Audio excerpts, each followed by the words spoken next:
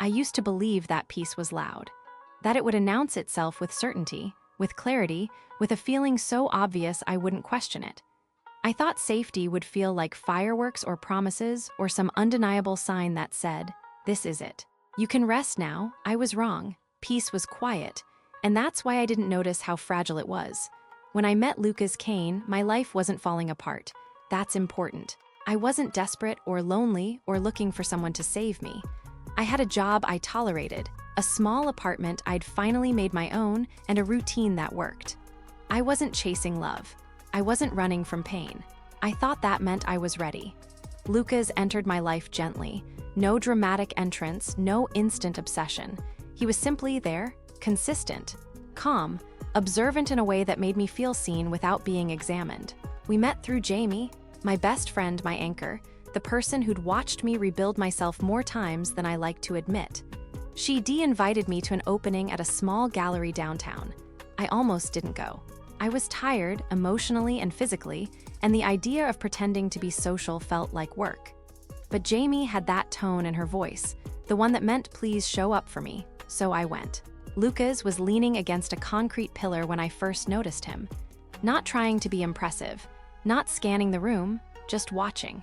His sleeves were rolled up, revealing forearms that suggested strength without arrogance. He looked comfortable in his own skin, which immediately put me at ease.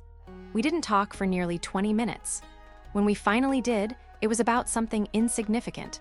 Art we didn't fully understand, colors that felt too intentional, silence that felt louder than the crowd. He listened more than he spoke. When he smiled, it wasn't performative. It reached his eyes. That should have been my first warning, because men who don't try to convince you of anything are either very honest or very practiced. But I didn't know that yet. What I knew was how safe I felt standing next to him, how the usual noise in my head softened, how I didn't feel the need to explain myself or impress him or shrink. Over time, Lucas became part of my days in subtle ways. Morning messages that didn't demand immediate replies, late-night calls that didn't feel intrusive, conversations that drifted instead of rushed. He never pushed. And because of that, I leaned in. By the time we officially called it a relationship, it felt less like a decision and more like an acknowledgement of something already true. He spent nights at my apartment, learned my routines, memorized the way I took my coffee. He didn't dominate my space, he adapted to it. I told myself that was respect. I told myself a lot of things. Jamie was cautious from the beginning. She didn't dislike Lucas, but she didn't melt around him the way I did. She asked questions that felt unnecessary at the time. Where did he grow up? Why didn't he talk about his past relationships? Why did everything he said sound polished? "You're overthinking," I told her one night as we sat on my couch, legs tucked under us. Not everyone has baggage they want to unload immediately. Jamie watched me carefully. "I just don't want you filling in blanks for him." That annoyed me more than I admitted, because she was right, I was filling in blanks, but I believed that was normal. Everyone does it when they care. You assume the best, you give grace. And Lucas never gave me a reason not to. At least, not when I wanted to see. There were moments, small, easily dismissed moments, that felt off.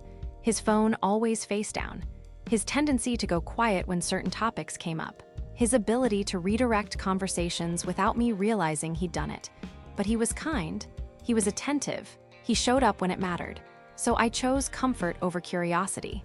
One evening stands out now more than it did then. We were sitting on my fire escape, city lights flickering below us, the air cool enough to justify the closeness between us.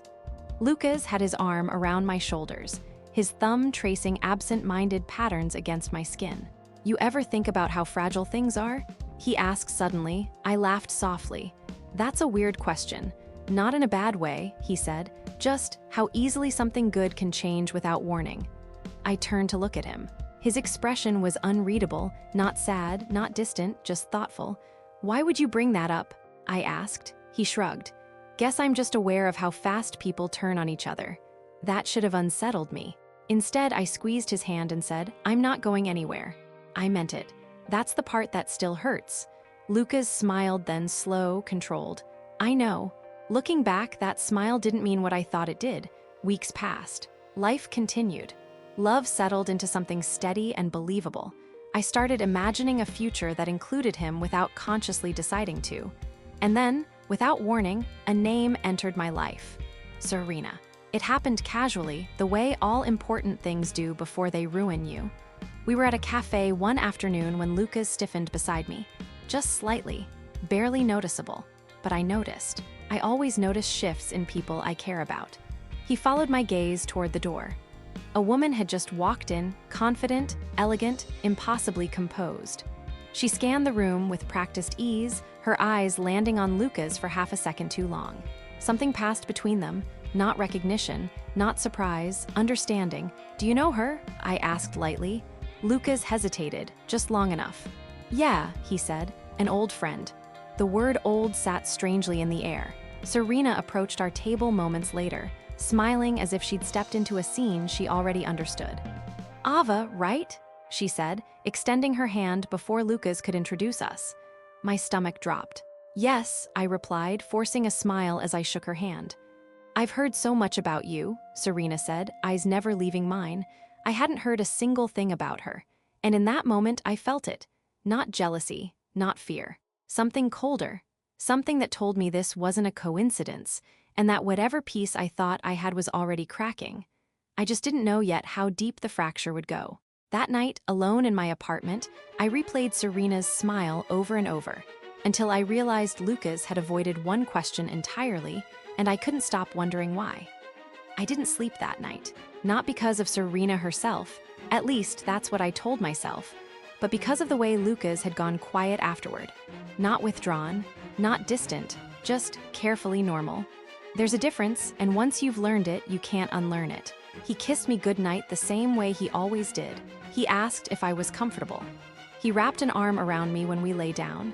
Everything was correct, measured, familiar, and yet my mind kept circling the same moment in the cafe. That hesitation. It replayed in my head with surgical precision. The way his jaw tightened just slightly, the pause between my question and his answer. The choice of words, an old friend. Old didn't mean anything on its own. People had pasts. I wasn't naive enough to expect otherwise. What unsettled me was how quickly Serena had known who I was. Ava, right? Not Lucas's girlfriend. Not nice to meet you. Just my name. When morning came, I lay still, listening to Lucas's breathing slow and steady beside me. He looked peaceful in sleep, like someone who carried no secrets at all. I studied his face, searching for cracks, signs, anything that might justify the unease pooling in my chest. I found nothing. That scared me more than if I had. I didn't bring it up immediately. That was my first mistake. Or maybe it was inevitable. I needed more information before I could decide how I felt, and asking too soon would mean revealing that I was already questioning him. Instead, I watched. Over breakfast, Lucas checked his phone more than usual, not obsessively, just frequently. Each time, he angled the screen away from me without seeming to. "You're quiet," he said casually. "Just tired," I replied. He nodded, accepting the answer without pushing. That was another thing about Lucas, he never interrogated. He let things exist unspoken. At the time, I thought that was emotional maturity. Now, I wasn't so sure. Later that afternoon, Jamie called me. "So," she said without preamble, "tell me about the woman." I hesitated. "What woman?" Jamie scoffed. "Don't do that, the woman." I sighed. "Her name is Serena. Apparently she's an old friend of Lucas's." "Apparently," Jamie echoed. "And how did that make you feel?" I leaned against my kitchen counter, staring out the window.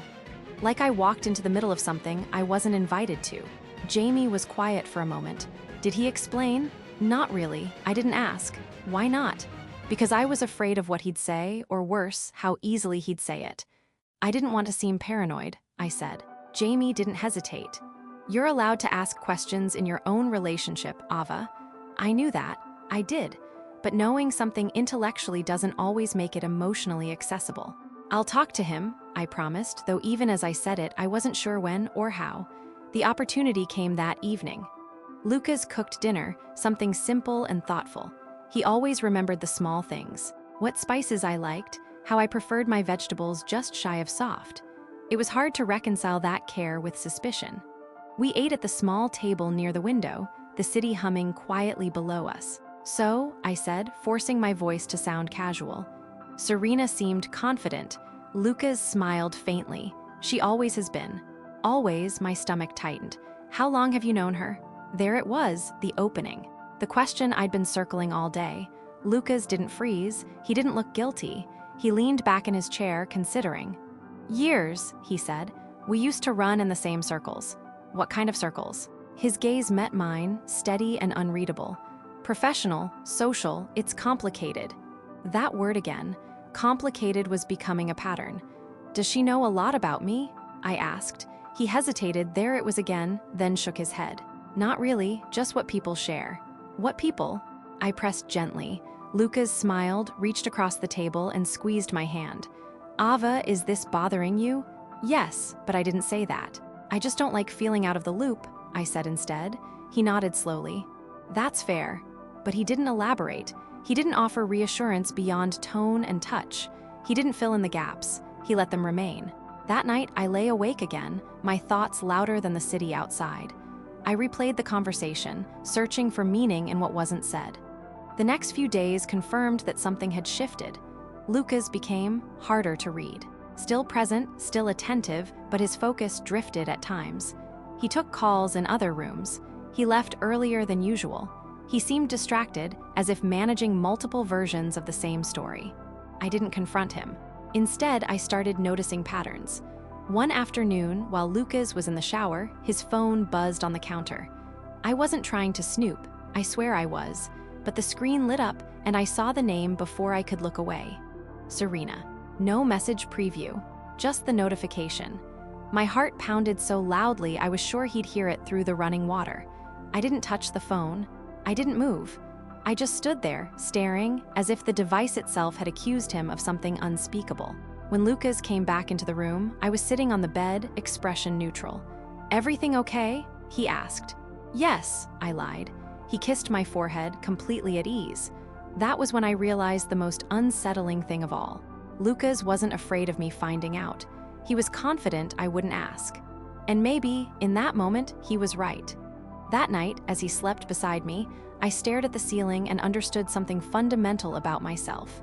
I didn't fear betrayal as much as I feared confirmation. Because once I knew for sure, I'd have to choose what kind of woman I was going to be. And I wasn't ready yet. 2 days later, Serena reached out to me directly, and the message she sent made one thing painfully clear. She wasn't an accident. Serena messaged me at 9:17 a.m. I know the exact time because I stared at my phone for nearly 10 minutes before opening it. My thumb hovering over the screen, like touching her words, might infect me with whatever certainty she carried so effortlessly. Her name appeared without context, without warning. No mutual friends listed. No explanation for how she got my number, just her name. Serena Voss. Lucas was in the shower when it happened. I could hear the water running, steady and oblivious, while my heart began pounding as if it had already decided the message mattered more than my denial. I opened it. Hi, Ava. I hope this isn't strange. I thought it might be better if we talked directly. That was it. No apology, no explanation, no pretense of innocence. My stomach twisted. Better for whom? I didn't reply right away. I sat on the edge of the bed, phone in my hand, listening to the sound of water and wondering how many conversations were happening in my life without me present. By the time Lucas stepped out, towel around his waist, hair damp, I had locked my phone and placed it face down on the nightstand. Morning, he said, leaning down to kiss my cheek. I smiled automatically. Morning. He didn't notice anything was wrong. That hurt more than I expected. We went about the morning like everything was normal. Coffee, casual conversation. He asked about my day, I asked about his. He left with a kiss and a reminder to text him later. The door closed behind him and the silence felt heavier than before. I picked up my phone again. Another message. I don't want this to feel secretive. I just think clarity matters. Clarity. The word felt like a challenge. I typed back before I could overthink it. What do you want to talk about? The response came quickly. Lucas, of course. My chest tightened. I stared at the screen, suddenly aware of how little control I had over the situation unfolding around me. I'm listening, I wrote. There was a pause this time, long enough for my imagination to fill the gaps with worst-case scenarios. Then, I don't want to cause problems, but I also don't believe in pretending history doesn't exist. History. I leaned back against the headboard, breathing slowly. What kind of history? Her typing indicator appeared, disappeared, appeared again. The kind that doesn't end cleanly. That was when I realized something important. Serena wasn't nervous. She wasn't defensive. She wasn't afraid of me. And people who aren't afraid usually have leverage. We agreed to meet later that afternoon. Neutral location. A cafe near the river. Public, open, safe. Lucas texted me halfway through the day asking how I was doing. Fine, I replied. It was the easiest lie I'd told all week. When I arrived at the cafe, Serena was already there. Sitting by the window, perfect posture, coffee untouched. Watching the door like she expected me, she stood when she saw me. Ava, she said warmly, as if we were old friends instead of women connected by the same man. Serena, I replied. We sat. For a moment, neither of us spoke. The silence stretched, but it wasn't awkward. It was deliberate. Finally, she broke it. I want to be clear, she said. I'm not here to take anything from you. I raised an eyebrow. That's reassuring. She smiled faintly. Lucas and I were involved for a long time, longer than he probably told you. There it was. My hands curled around my coffee cup, the heat grounding me. He said you were an old friend. That's not untrue, she said calmly. It's just incomplete. I exhaled slowly. Are you still involved? Serena studied me, really studied me, as if deciding how much truth I could handle. No, she said, not romantically. The relief was immediate, and then suspicion followed close behind. But, I said, but we're still connected, she continued. In ways that don't disappear just because someone moves on. What ways? I asked. She tilted her head slightly. You should ask him that. That annoyed me. You asked to meet me. Yes, she said, because I wanted you to know I see you, I know you're not stupid, and I know Lucas doesn't tell full stories. My jaw tightened. Why now? Serena's gaze flickered to the window, then back to me. Because he's reaching a point where choices matter. What does that mean? She stood, gathering her bag. It means you should trust your instincts. And it means you shouldn't assume you're the only one being protected. Protected? From what? She placed a small card on the table before leaving. No name, just a number. If you ever want the truth, she said quietly, without filters, call me. And then she was gone. That night, Lucas noticed. Not the meeting, I didn't tell him, but the shift in me. The way I flinched when he touched me. The way I watched him when he thought I wasn't looking. You're distant, he said. I met his eyes. Are you hiding something from me? His expression didn't change. No, he said smoothly. That was the moment I knew. Not that he was lying, but that he was choosing which truth to tell. And for the first time since meeting him, I wondered if love was the disguise and not the promise. That night, I did something I never thought I would. I saved Serena's number, knowing one day I might need it more than Lucas's honesty. I didn't call Serena. I told myself that over and over like it was a victory instead of avoidance. The card she'd left sat tucked inside my wallet, pressed between receipts and folded paper like it belonged there. Like it was waiting. I hated how heavy it felt despite weighing almost nothing. Lucas noticed the change in me immediately. Not because I acted differently, but because I stopped pretending. I didn't reach for him automatically anymore. I didn't fill silences. I didn't soften my questions with reassurance. I watched him instead, carefully, quietly. People reveal more when they think you're comfortable. We were cooking dinner together when I finally realized how practiced Lucas was at deflection. He chopped vegetables with steady precision while I leaned against the counter, arms crossed, pretending to scroll through my phone. Busy week? I asked. He nodded. Yeah, a lot going on. With Serena? I asked casually. The knife paused for half a second, barely noticeable, but it was there. She's part of some of it, he said. Part of it. I waited. He didn't continue. What kind of part? I pressed. Lucas turned to look at me, his expression calm but alert, like a door quietly locking. Why are you asking now? He said. I shrugged. Because she reached out to me. That got his attention. When? His voice was even, but his shoulders tightened. A couple days ago. What did she say? I met his gaze. That history doesn't end cleanly. He exhaled through his nose, a sound that might have been frustration or calculation. She likes drama, he said. That was it. No denial, no explanation, no concern that she'd contacted me directly, just dismissal. Something in my chest hardened. "Why didn't you tell me about her?" I asked. "I did," he replied smoothly. "I said she was an old friend." "That wasn't the truth," I said. "It wasn't the whole truth," he corrected. "There's a difference." There it was again. Selective honesty. I didn't raise my voice. I didn't accuse. I just watched him as he resumed chopping, as if we were discussing something trivial instead of the foundation of our trust. "How long were you involved?"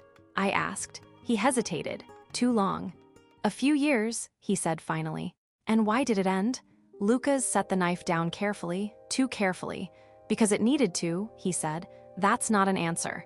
It's the one I'm giving." The air between us shifted. I realized then that Lucas wasn't lying outright. He was controlling the narrative. And the scariest part was how reasonable he made it sound.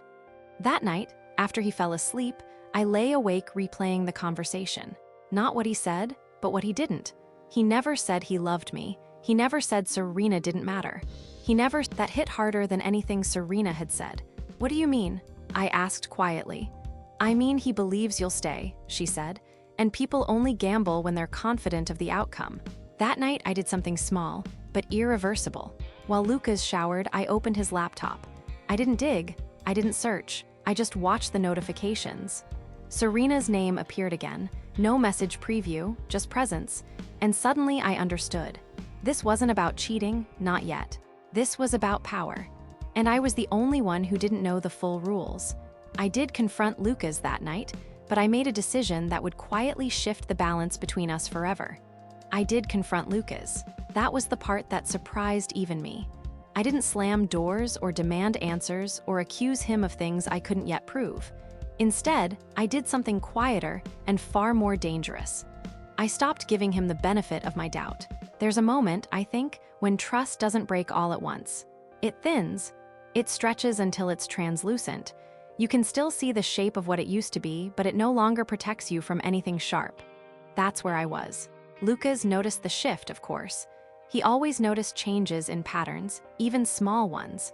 What he didn't notice, or maybe chose not to, was the reason behind it.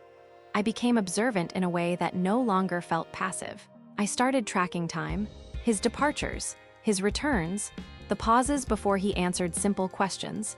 He didn't suddenly act guilty. That would have been easier. Instead, he remained composed, affectionate, almost indulgent.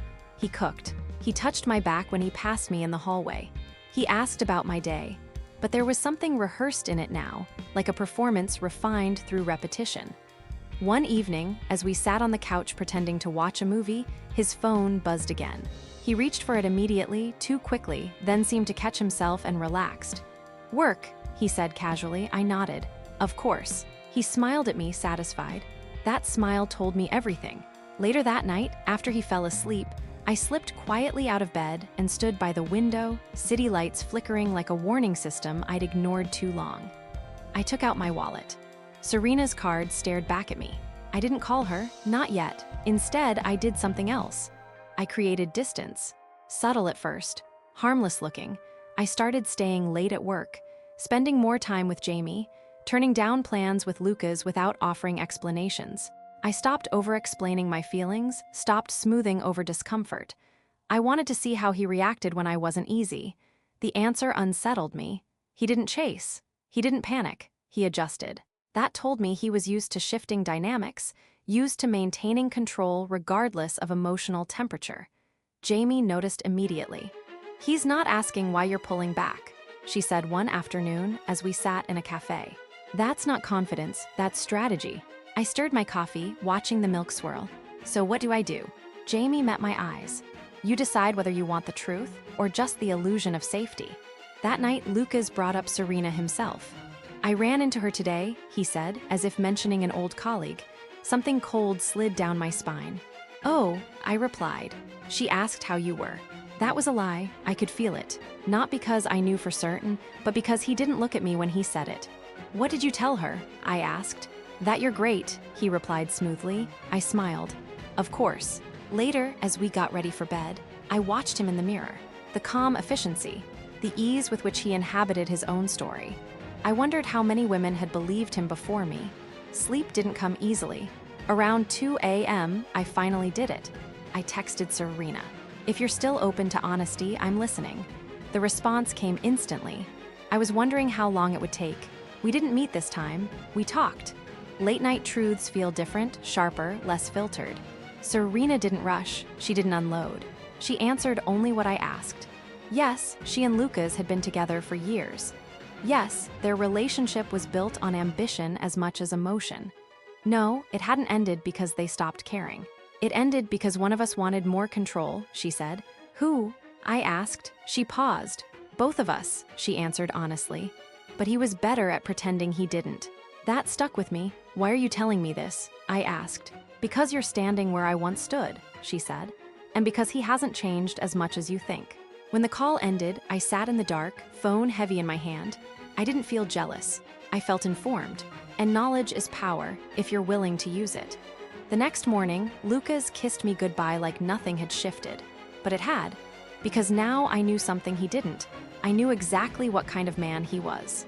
And the question wasn't whether I would leave. It was whether I would let him see it coming. By the end of the week, Lucas made a move I didn't expect. And it forced me to decide how far I was willing to go to protect myself. Lucas asked me to move in with him on a Thursday night. No build-up, no dramatic pause, just a statement wrapped in something that sounded like affection. I've been thinking, he said as we lay in bed, his arm heavy across my waist. It makes sense. We're already spending most nights together. My body tensed before my mind caught up. I stared at the ceiling, letting his words settle. Move in, security, commitment, control. On the surface, it was reasonable. Logical, even, but nothing about the timing felt accidental. Not after Serena. Not after my distance. Not after the quiet recalibration he'd been doing since I stopped being predictable. I turned slightly so I could see his face. Why now? Lucas didn't hesitate. That alone was telling. Because I don't like feeling disconnected from you, he said, and I know you've been pulling away. There it was, not concern, observation. I've just been busy, I replied. He smiled faintly. You always explain yourself when you're lying. That should have bothered me more than it did. Is that what this is? I asked. A solution to discomfort. It's a step forward, he said, unless you don't see us that way. A trap laid gently. If I hesitated, I'd be the problem. If I agreed, I'd be contained. I rolled onto my side, facing him. I need time to think. Something flashed in his eyes, not anger, not disappointment. Calculation. Of course, he said smoothly. Take all the time you need. But we both knew time was already running. The next few days felt like a quiet negotiation. Lucas became attentive in specific ways, bringing me coffee unprompted, asking about my work in detail, making plans for the future in casual comments. When we're living together, once you're here more permanently, he spoke as if the decision had already been made. Jamie noticed immediately. He's trying to anchor you, she said bluntly as we walked through the park.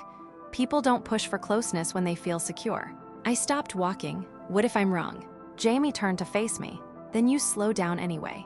People with nothing to hide don't rush the foundation. That night, Lucas invited me to dinner somewhere expensive. Intentional, public, a place where everything felt curated. Halfway through the meal, he reached across the table and took my hand. I want to be clear, he said. I'm serious about you. I met his gaze. Then be honest with me. He smiled. I always am. No, I said quietly. You're selective. The air shifted. Lucas leaned back, studying me. You've changed. So have you, I replied. That's not a bad thing. Depends who benefits. For the first time since I'd known him, Lucas looked unsettled. You're listening to Serena, he said. It wasn't a question. My pulse spiked. Why does that bother you? He paused too long. Because she doesn't want you happy, he said. That's not what she said. Silence, thick, heavy, unavoidable. Finally, Lucas spoke. She wants control back. And you do, I asked, his jaw tightened. I want stability. That was the moment everything crystallized. Stability, for him, meant predictability. Proximity, reduced variables, and I was becoming a variable. I went home alone that night.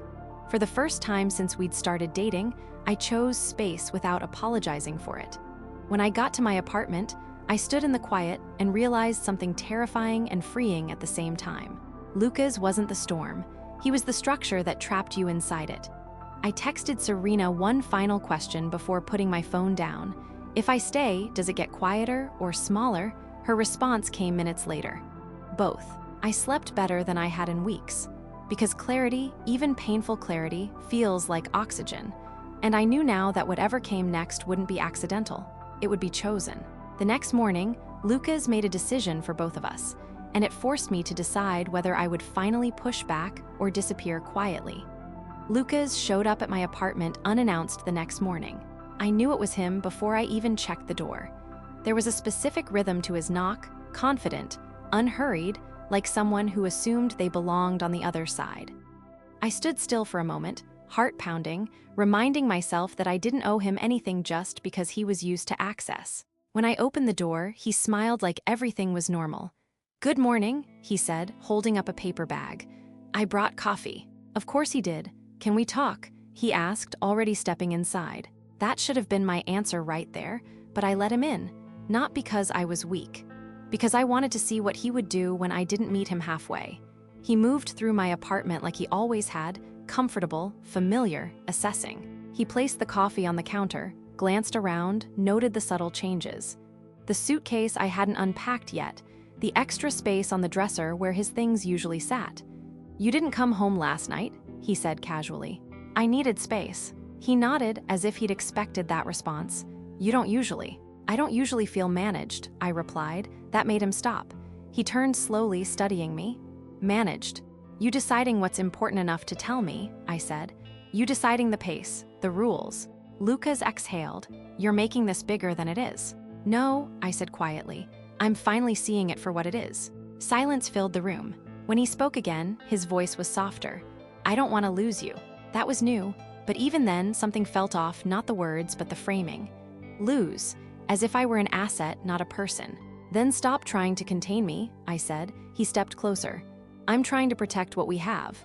"What you have," I corrected. That's when the mask slipped. Not dramatically, not in anger, in irritation. "I've been nothing but honest with you," he said sharply. "That's not true," I replied. "You've been careful." He stared at me for a long moment, jaw tight. "You talked to Serena," he said, again, not a question. "Yes," I said. His eyes hardened. "She's manipulating you." "Or you're afraid she isn't," I shot back. He laughed once, humorless. "She wants to pull you into her narrative." "Then why does yours feel incomplete?" I asked. The tension between us crackled, sharp and undeniable. "I chose you," Lucas said firmly. "Doesn't that matter?" I met his gaze, only if it was a choice and not a strategy. That hurt him, I could tell, but it also told me everything I needed to know. Lucas didn't yell, he didn't threaten, he didn't plead, he recalibrated. "I think you're overwhelmed," he said calmly. "Maybe we should take a step back, clear your head." I almost laughed. "Is this the part where you distance yourself so I miss you?" I asked. His expression went still. That was the confirmation. "I need time," I said before he could respond. "On my terms." He nodded slowly. "Take it." But his eyes said something else entirely. I watched him leave, the door closing softly behind him. For the first time, I didn't feel guilty. I felt steady. That afternoon, I met Jamie. "He's trying to regain control," she said immediately after I told her everything. "I know," I replied, "and I think he's realizing it won't be easy." Jamie smiled faintly. That's when people get unpredictable. That night, Serena texted me without prompting. "He came by today, didn't he?" My stomach dropped. "How do you know?" I replied. "Because that's what he does when he feels a shift," she wrote. "He tightens the frame." I stared at the message, then typed the truth. I didn't back down. There was a pause. Then, "Good, that means you're still yourself." I lay in bed that night, staring at the ceiling, replaying everything. Lucas wasn't evil. That was the hardest part. He was controlled, strategic, accustomed to shaping outcomes, and now he was losing his grip, which meant the next move wouldn't be subtle. And for the first time, I wasn't afraid of that. I was ready. 2 days later, a revelation surfaced that forced all three of us into the open, and there would be no more quiet negotiations. The email arrived at 6:17 a.m. I wasn't awake because I wanted to be. I was awake because my body had decided rest was a luxury I didn't deserve anymore. My phone buzzed on the nightstand, vibrating softly like it was afraid to alert anyone else. Unknown sender, no subject line. That alone set my pulse racing. I opened it. "You deserve to know who you're really choosing." Attached, screenshots. At first, I didn't understand what I was looking at. Messages, dates, times. Conversations that felt familiar in tone but wrong in context. Then I saw Serena's name, and Lucas's. My chest tightened. The messages weren't recent. That was the first thing I checked. They span months, overlapping with the early days of my relationship with Lucas. The conversations weren't romantic, not explicitly. They were strategic, calculated, discussions about timing, optics, narratives, about me. I sat up in bed, heart pounding so hard it felt like it might bruise my ribs from the inside. One message stood out. Lucas, she trusts easily. That's not a weakness, it's an entry point. Another, Serena. Don't underestimate her awareness. She notices more than you think. And the one that made my hands shake, Lucas, that's why she'll never see the full picture unless someone shows her. Someone had. I didn't cry. I didn't scream. I felt something colder settle into place. I showered, dressed, and made coffee like it was any other morning. My movements were steady, deliberate. Control returned in the simplest ways, choosing my clothes, tying my hair back, deciding not to answer the text Lucas sent at 7:02 a.m. Hope you're okay? I was, but I was done pretending I didn't know why. I met Serena at a cafe downtown just after 9. She was already there, seated by the window, hands wrapped around a mug she hadn't touched. You got it, she said quietly when she saw my face. Yes. She nodded once, as if bracing herself.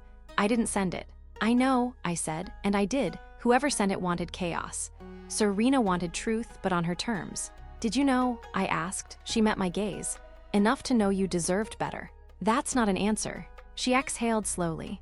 Lucas has always believed information is leverage. He doesn't lie often, but he withholds until it suits him. And you, I asked, what did you believe? That eventually you'd notice, she said. And that when you did, it would matter more than anything I could say. I studied her carefully. You warned me without warning me, I said. Yes. Why now? She glanced toward the window. Because the balance shifted. He didn't expect you to push back. Neither did I. I left the cafe without resolution, but with clarity. Serena wasn't innocent. She wasn't malicious either. She was adjacent to the truth, close enough to feel its heat, far enough to avoid getting burned. Lucas, on the other hand, had orchestrated everything from the shadows. So I stepped into the light. I asked him to meet me that evening. Neutral ground, public space, no territory advantage. He arrived confident as always, but his eyes searched my face the moment he sat down. You look different, he said. I am. I placed my phone on the table and slid it toward him. Explain. He didn't touch it. He didn't need to. His silence told me everything. You never planned to tell me, I said. I plan to protect you, he replied. From what? I asked. Reality. He leaned forward. From unnecessary doubt. You turned my life into a case study, I said. You analyzed me. He didn't deny it. I needed to understand you, he said carefully. No, I corrected. You needed to predict me. That landed. I trusted you, I said, and you treated that trust like a variable. For the first time, Lucas looked uncertain. You're overcorrecting, he said. This doesn't change what we have. It changes everything, I replied. I stood before he could respond. This is where it ends, I said. Not because you're cruel, but because you're incapable of meeting me without a strategy. His jaw tightened. You'll regret walking away. I paused, then smiled softly. No, I'll regret not doing it sooner. I walked out feeling lighter than I had in months. That night, I sat alone in my apartment, reflecting on how easily love becomes dangerous when control wears its face. I wasn't broken, I was awake. And somewhere in the quiet, I sensed this wasn't truly over, not because I missed him, but because people like Lucas never like unfinished stories. I didn't go home right away. I went to Jamie S. She didn't ask questions when she opened the door, just stepped aside and let me in. I sat on her couch, staring at nothing, until she handed me a glass of water and sat beside me. You ended it, she said quietly. I nodded. She didn't smile. She didn't say I told you so. She just rested her shoulder against mine like she'd been waiting for this moment longer than I had. I'm proud of you, she said. That was when it finally felt real. As I turned off my phone, a new notification appeared, one I didn't open yet. Because some truths, once uncovered, have consequences that don't arrive quietly. The morning after the breakup felt deceptively normal. Sunlight filtered through my curtains the same way it always had. The city hummed outside like it didn't care that something fundamental in my life had fractured. That was the lie of it. Endings don't announce themselves with drama once they're done. They echo instead through routines, habits, silence. My phone was quiet. Too quiet. Lucas didn't call. Didn't text. Not even a passive-aggressive message pretending concern. That told me more than any argument ever could. He was recalculating. I made coffee and drank it standing by the window, watching people move below me. Commuters, couples, strangers who had no idea how carefully constructed my life had been until it collapsed under its own precision. Jamie came. "I'm not afraid of him," I said. "You should be," she replied gently. "Not because he's cruel, because he hates losing control more than anything." That stayed with me long after the call ended. Over the next few days, things unraveled quietly. People I barely knew started reaching out, asking vague questions. Colleagues behaving differently. Conversations that felt rehearsed. Lucas wasn't attacking me directly. He was reshaping the narrative. I documented everything. Screenshots, dates, patterns. Jamie watched me build a timeline on my laptop one night. "You're preparing for something," she said. "I'm protecting myself." She nodded. Same thing, different name. Then the email came from my employer. "A concern has been raised regarding professional boundaries." My stomach dropped. The meeting was scheduled for the next morning. Lucas had crossed a line, and for the first time, anger replaced clarity. He had underestimated one thing: I wasn't isolated anymore. I walked into that meeting calm, prepared, and backed by evidence. I didn't raise my voice. I didn't accuse. I laid out facts. When I walked out, nothing had been resolved, but nothing had stuck either. Balance restored. That evening, I sat on my balcony, city lights flickering like distant stars. "I thought leaving him would end it," I told Jamie over the phone. "It ended the illusion," she said. "Now you're dealing with reality. And if he keeps pushing, then he teaches you exactly who he is." I hung up feeling steady, because I finally understood something crucial. The worst damage wasn't what Lucas did. It was what I let myself ignore. I won't do that again. Somewhere below, a car engine started. I didn't look down. Not yet. Because when control slips, people don't always let go quietly. And I had a feeling Lucas Kane wasn't finished rewriting the story. The story I choose to keep. The hardest part wasn't surviving what Lucas did. It was accepting that I would never get an apology that matched the damage. Closure is a luxury people like him don't believe in. To them, silence is punishment and confusion is control. I woke up knowing that. The city felt different that morning, not hostile, not gentle, just honest.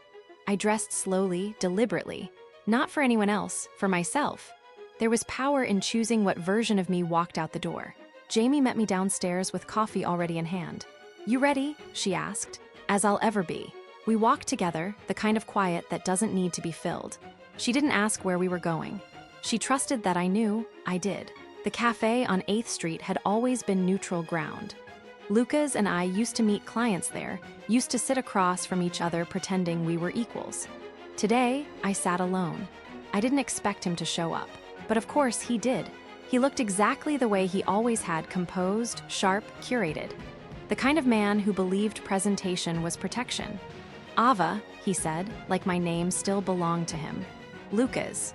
He sat without asking. "I think we've both had time to calm down," he began. I smiled, not because it was funny, but because it was predictable. "You didn't come to calm anything down," I said. "You came to see if I'd fold." His jaw tightened just slightly. "You're overreacting." "There it is," I said softly. "You always start there." He leaned forward. "You're damaging your own credibility." "No," I replied. "I'm refusing to protect yours." That was when I saw it. Not anger, fear, not of me but of irrelevance. "I never meant to hurt you," he said. "I know," I answered. "You meant to win." He didn't deny it. That was the truth I needed. "I won't be part of your story anymore," I said. "You don't get to shape this ending."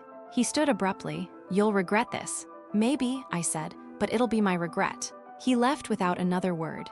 And just like that, it was done. Not dramatically, not loudly. Done. The days that followed were quieter than I expected. No retaliation, no escalation, just absence. And in that absence, I found space. I reorganized my apartment. Threw out things I'd kept because he liked them. Rearranged furniture so the room felt like it belonged to me again. I stopped second-guessing my instincts. I started trusting patterns instead of excuses. Serena sent one final message. You were right to walk away. I didn't reply. Some truths don't need acknowledgement. Jamie came over one night with takeout and wine. To surviving, she said, raising her glass. To choosing better, I corrected. She smiled. That too. Later, alone on my balcony, I watched the city breathe beneath me. Lights flickered. Cars passed. Lives intersected without collision. I thought about the woman I was when this began. The one who confused intensity for intimacy. The one who believed love required endurance. I don't hate her. She didn't know better yet, but I won't become her again. People like Lucas don't disappear. They adapt. They find new mirrors, new narratives, new people to reflect their power back at them. And maybe one day he'll try again. But if that day comes, he'll find something different waiting. Not fear, not silence, but clarity. Because the story I keep now is my own. And I finally understand this. Surviving isn't the end. It's the beginning of a life that no longer requires permission. Somewhere below, a car door closed. I didn't look down. I didn't need